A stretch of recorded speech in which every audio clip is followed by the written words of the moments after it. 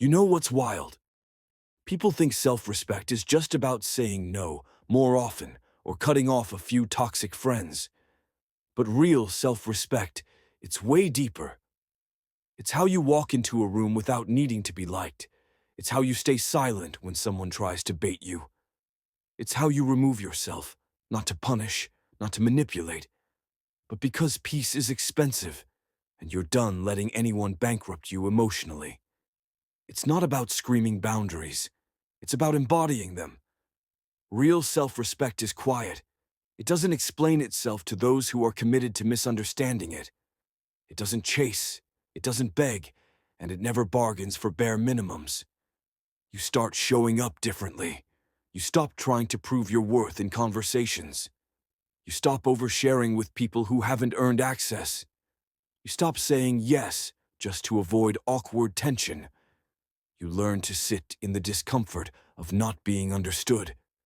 Because you understand yourself now, and that's more than enough. You're no longer interested in convincing people to treat you right. You just observe. You notice how people move, how they speak to you when they don't need you, how they act when they think you're not watching. And from that you decide, do they get access to you or not? No drama, no explosion, just quiet decisions that protect your peace. Because deep down, there's a shift happening within you. A voice rising up that says, I'm done accepting less. I'm done explaining myself. I know what I bring to the table, and I won't sit at tables where I have to prove it. You stop over-apologizing. You stop shrinking to fit into places that never saw your worth to begin with. You walk differently, not arrogantly, but with quiet certainty, a sense that you know who you are and what you no longer tolerate. And here's the thing. Self-respect isn't always loud. Sometimes it's canceling the text you were about to send. Sometimes it's letting the phone ring because you already know how that conversation ends. Sometimes it's leaving a message on read, not to be rude, but because not everything deserves your energy. You begin to trust your gut more. You stop gaslighting yourself. If something feels off, it is. If someone makes you feel small, distant, or confused, you stop analyzing their behavior and start honoring your own feelings. You're not cold. You're clear. The real glow-up isn't about aesthetics. It's about how little you react to nonsense. It's when you stop needing to clap back, when you stop needing the last word. Because your energy is expensive now, and not everyone gets to afford it.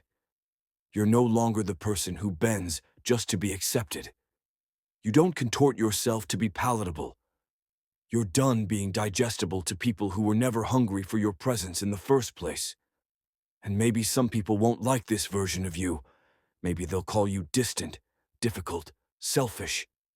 But that's because the old version of you, the one who tolerated disrespect, who always put others first, served them better.